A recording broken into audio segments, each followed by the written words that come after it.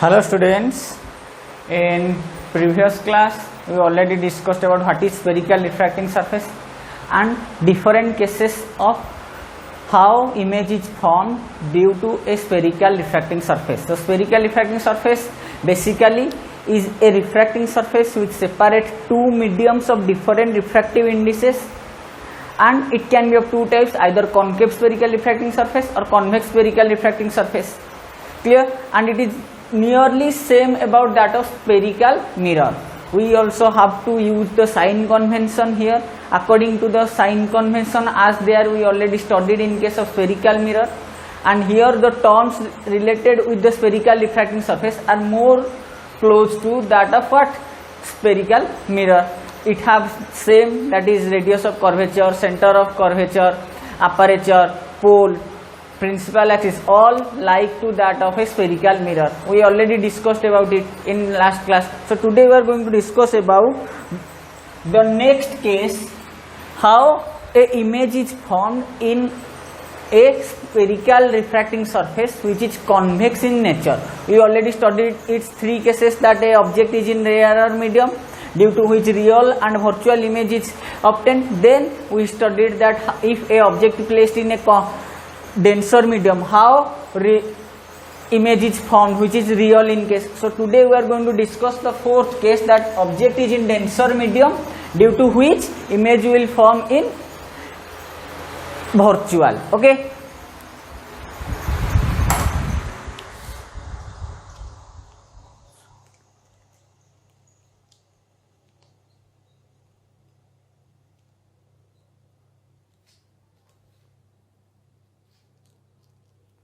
So case number 4, refraction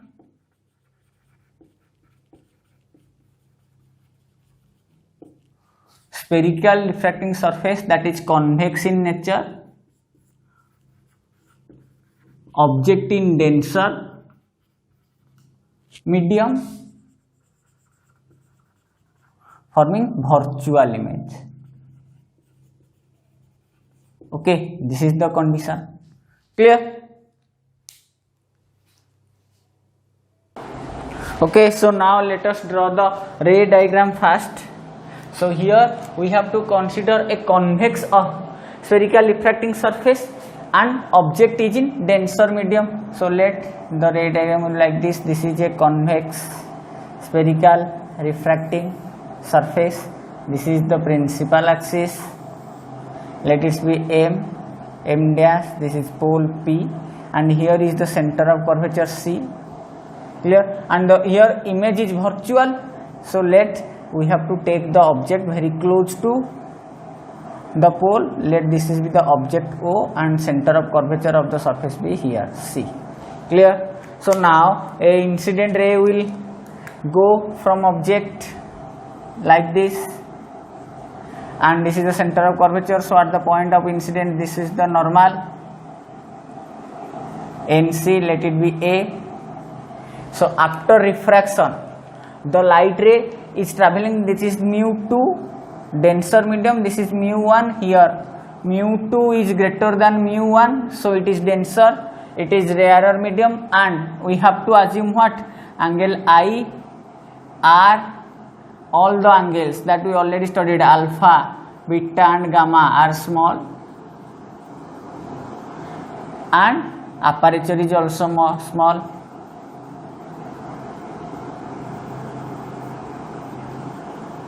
Clear? So these are the assumptions. So here the incident ray OA will travel along this direction. After refraction, it will move away from the normal, so it will go along this direction. So it will extended and it will strike the principal axis at point I. So it is the virtual image. Clear? So here the angle made by the incident ray, this one is I with the normal. The angle made by the refracted ray with normal is R. This one is R, and this is the refracted ray which is go along A and T. So AT will extended and it will meet at principal axis this. So this will be beta. This angle will alpha and this angle will gamma. Clear? Okay. So now we have to write what? the value of I and R in terms of alpha, beta and gamma. So here we have a triangle. In the triangle AOC, in triangle AOC, alpha is the exterior angle which can be written as I plus gamma. So in triangle AOC, angle alpha equal to how much? I plus gamma. Let it be equation 1. Similarly in triangle AIC, in triangle AIC, this is the R refracted angle, so it will be same as that of this one. This is the opposite angle, and beta is the exterior angle in triangle AIC. So beta equal to R plus gamma.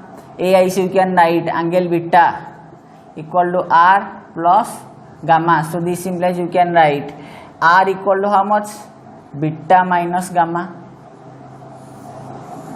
Similarly from this I can write I equal to how much? Alpha minus gamma. Okay, so here this is beta minus gamma and here this is alpha minus gamma. Let it be equation, let this one be equation 1, this will be equation 2. So from this we will get angle I in terms of alpha and gamma, angle R in terms of beta and gamma. Clear? Now we have to draw a perpendicular from A to the principal axis, which will be N. So in now AN perpendicular, in the triangle ANO we have tan alpha, in the triangle ANI we have tan beta, and in the triangle ANC we have tan gamma. Clear? So we can write. Okay, now so from the right angle triangle, as you draw a perpendicular to the principal axis, so in right angle triangle ANO we can write tan alpha equal to how much? AN by ON, or this can be written as the aperture is very small. So AN ON it will be nearly equal to OP, so it will be AN by OP. Similarly tan beta in the right hand triangle ANI will be how much? AN by IN, which is nearly can be written as AN by IP. Similarly tan gamma in the triangle ANC can be written as AN divided by PCN or CP, CN, or it can be written as AN divided by CP. Clear?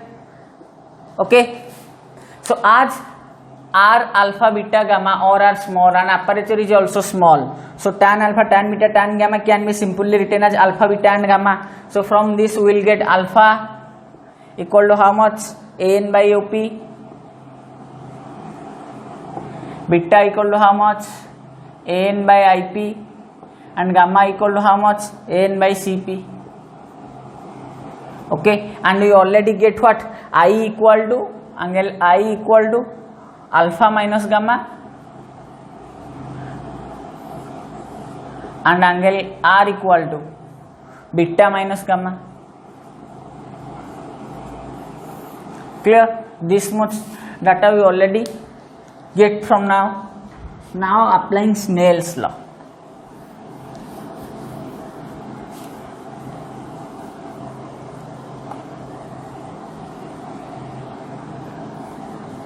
So now by applying Snell's law,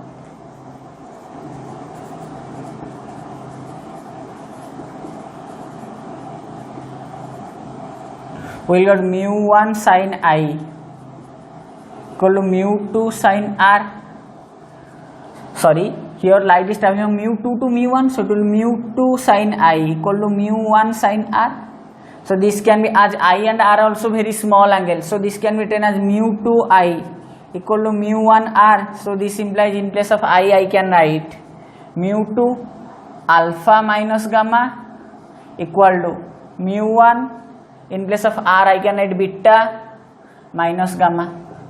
Clear? Now I can write, put the value of alpha, beta and gamma. So this implies you will get mu2 in place of alpha I can write an by op, minus in place of gamma I can write an by cp, equal to mu1 into in place of beta I can write how much, an by ip, minus in place of gamma again I can write an by cp. So n will be cancelled, so it will be mu2 divided by op minus mu2 divided by cp equal to mu1 divided by ip minus mu1 divided by cp. So from this ray diagram, what is op? OP is the distance of object from the pole and it is measured opposite to the direction of propagation of incident ray, so it will be minus u. What is IP? IP is the image distance, it is also minus v, and CP is the radius of curvature which is also measured opposite to the direction of propagation of incident ray, that is also minus r. So now replacing the values we will get what this implies, it will be mu2 divided by OP will be minus u, minus of mu2 into cp will be minus r, so it will plus mu2 by r equal to mu1 by minus v again plus mu1 by r because my cp will be minus r. So now rearranging this,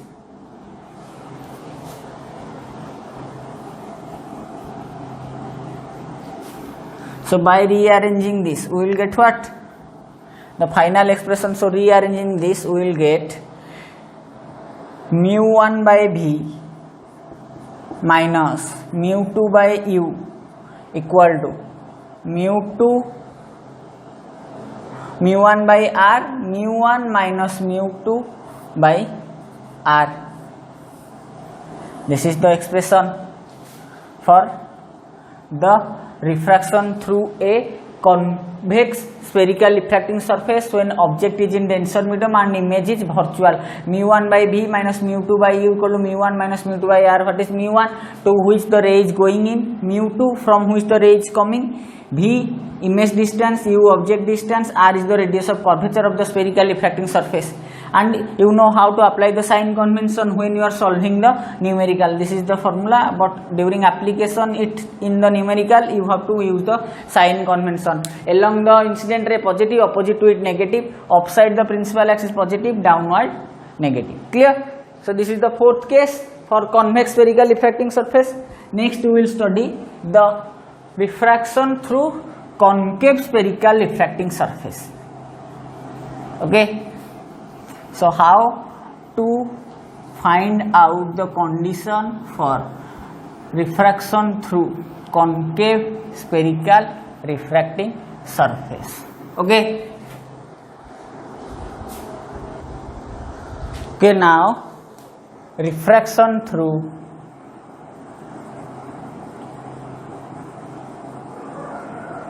concave spherical refracting surface, object in rarer medium, image virtual. In this case image will be virtual only. Okay, so this is the case 1 for concave. So object is in rarer medium, so for concave spherical refracting surface it will be like this. This is the principal axis. Okay, let m dash, this is P. So here is the center of curvature C and object is here O. Clear? So now an incident ray is incident here along this direction. Let this is be I and here this is the normal NC. So as this is mu1, this is mu2. Here mu1 is less than mu2, so object is in rarer medium and refraction takes place towards rarer to denser medium. So after refraction the refracted ray will bend towards normal, so it will move like this along this direction. So it will strike here. Okay. Okay, so now we are going to discuss about how refraction takes place through a concave spherical refracting surface when object is in rarer medium and image is virtual. You have to remember that in case of concave spherical refracting surface, the image is generally virtual always. Clear? So it is a concave spherical refracting surface. So first let's draw the ray diagram. This is a concave spherical refracting surface. Let this medium be mu2 and this medium be mu1, and here provided mu1 is less than mu2. So object is in rarer medium and this is the principal axis. Okay, let the medium be mu2 and this is the pole. Let the name be m dash, and this is the center of curvature C. Clear? So just imagine a object here O. An incident ray goes like this, and this is the normal at the point of incidence NC, and after refraction, as light travels from rarer to denser medium, it will bend towards the normal. So after refraction, this incident ray will goes like this.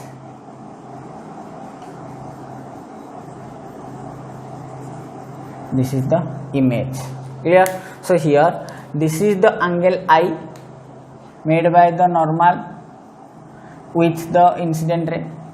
This is the angle R. Okay, and here we have to draw a perpendicular. This point is A, this is AN. This angle will be alpha, this angle will be beta, and this angle will be gamma. Clear? The angle made by the incident ray with principal axis alpha, made by the normal with principal axis will be gamma, and made by the refracted ray with principal axis will be beta. So now in triangle we have to consider two triangles A O C. So in triangle A O C, here also we have to assume what? Alpha, beta, gamma, I and R are very small angle, and the aperture is also small.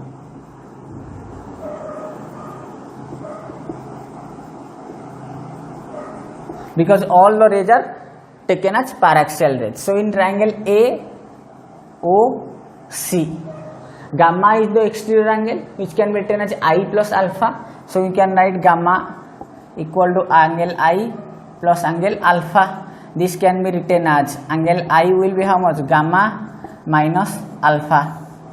Let it be equation 1. Similarly in triangle A C I, in triangle ACI, if this angle is R, this small angle ACAI angle will be R. So in triangle ACI, gamma is the exterior angle which can be written as beta plus angle R.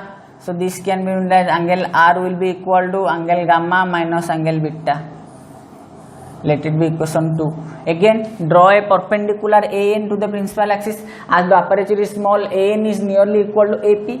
So from this, in the right angle triangle ANC tan gamma will be equal to how much? AN by CN. Clear? Which can be nearly equal to how much? AN by CP.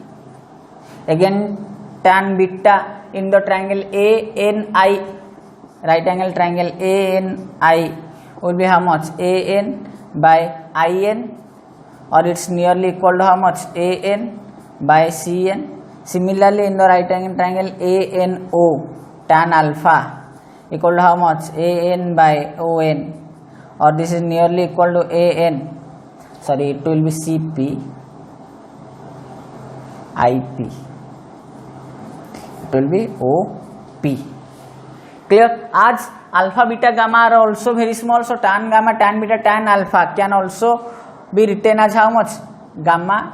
Tan gamma can be written as only gamma, and this can be also written as only beta, and this can be also written as only alpha. So alpha will be this much, AN by OP, beta will be this, and gamma will be this one, and we already know R and I. Clear? So here I can write the angle I will be how much? Gamma minus alpha. Angle R will be how much? Gamma minus beta. alpha equal to how much? AN by OP, beta equal to AN by IP, and gamma equal to AN by CP. Clear? Okay, now applying Snell's law. Now applying Snell's law, we will get what?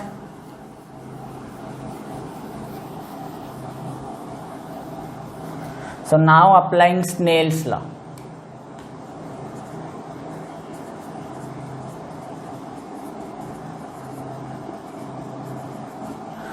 Mu 1 to 2, light is propagating from mu 1 to 2, it will be mu 1 sin I equal to mu 2 sin R, as I and R also small, so this can be written as mu 1 I equal to mu 2 R. So this implies you can write mu 1 in place of I can write gamma minus alpha equal to mu 2 in place of R I can write gamma minus beta, and again in place of gamma I can write how much?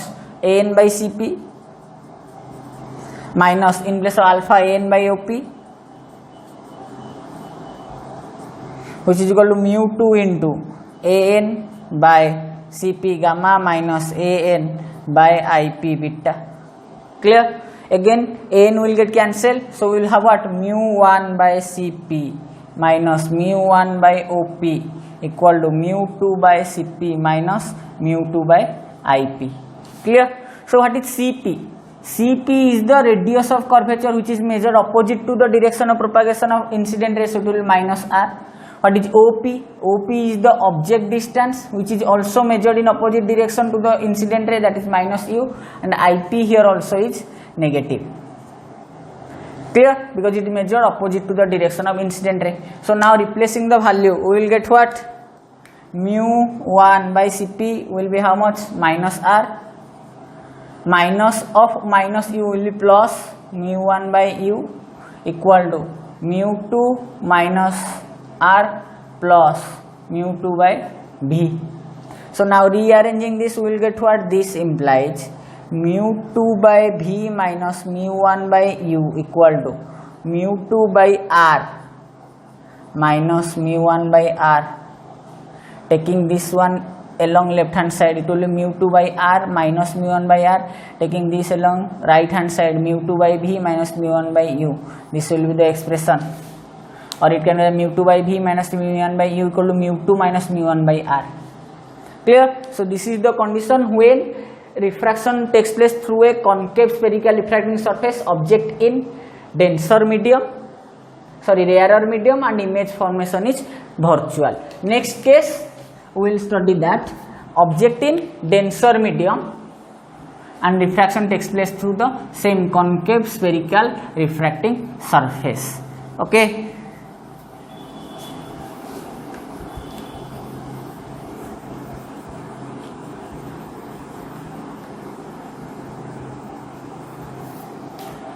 So here refraction through concave spherical refracting surface object in denser medium.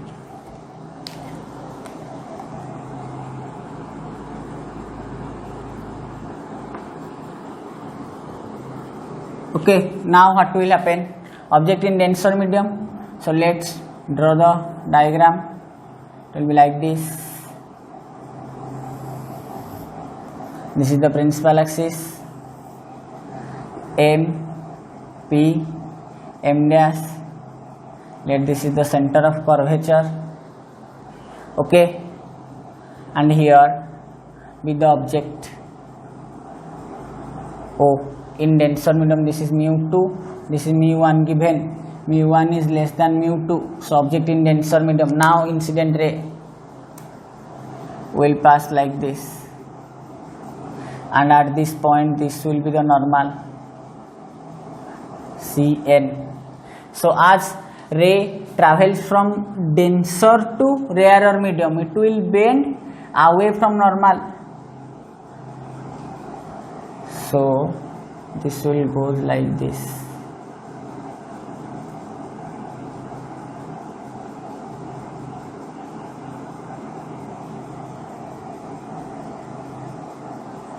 This is I. Clear? So here the angle made by the incident ray with the normal is I and refracted ray with the normal is R. Now draw a perpendicular from this. Let this be AN, this is N dash. Clear? So again this angle will be alpha, this is beta, and this angle will be gamma. So now in triangle ACO triangle, I equal to alpha plus gamma. Again in triangle ACI, R equal to beta plus gamma. Clear? So now in triangle AOC, I angle I, this is the exterior angle, I equal to alpha plus gamma.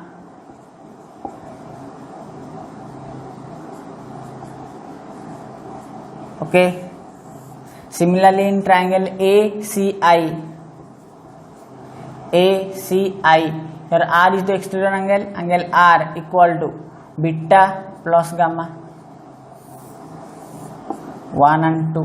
Again as you draw a perpendicular, here also we have to assume what?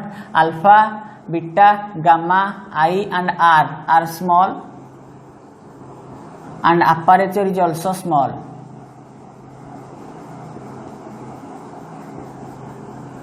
This is the assumptions. So if aperture is small, AN is nearly equal to AP.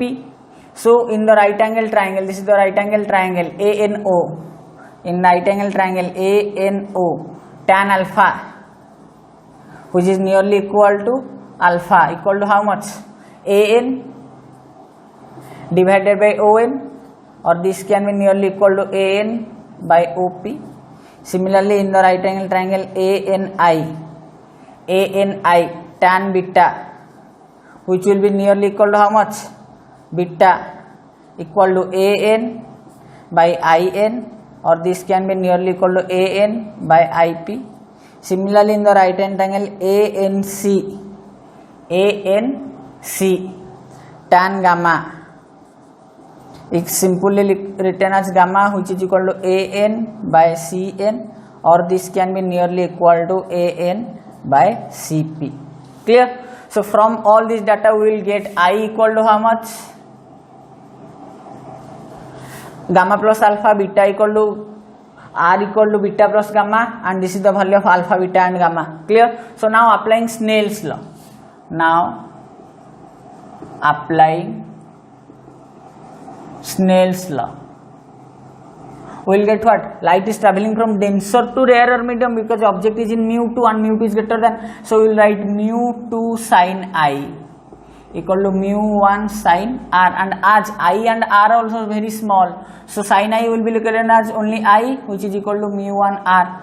Now replacing the value of I, it will be mu2 into gamma plus alpha equal to mu1 into, in place of R I can write is beta plus gamma. So this implies it will be written as mu2 into, in place of gamma I can write AN by CP, plus alpha can be written as AN by OP equal to mu1 into, in place of beta it can be written as AN by IP, plus gamma again it will be how much? AN by CP. Again AN will get cancelled, so this implies we will get mu2 by CP plus mu2 by OP equal to mu1 by IP plus mu1 by CP. Clear? So now what is OP? OP is the object distance from the pole which is measured opposite to the direction of incident ray, so it will be minus U OP.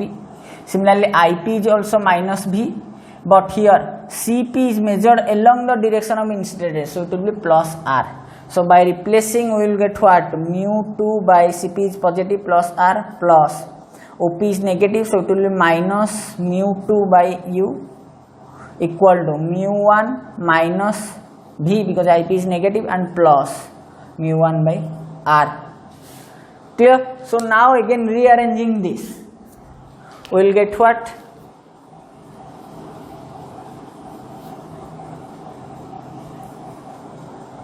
So by rearranging this we will get it will be mu1 by V minus mu2 by U. So it will be mu1 by V, taking this along this side, mu1 by V minus mu2 by U equal to mu1 minus mu2 by R. Clear? This is the expression. What is mu1, to which the ray is going, mu2 from which the ray is coming, V is image distance, object distance, and this is radius of curvature. So this is also the final expression for what? How refraction takes place through a concave spherical refracting surface when object is in denser medium, and here also the image is virtual. So this is all about the 6 cases in spherical refracting surface, 4 from convex spherical refracting surface and 2 from concave spherical refracting surface.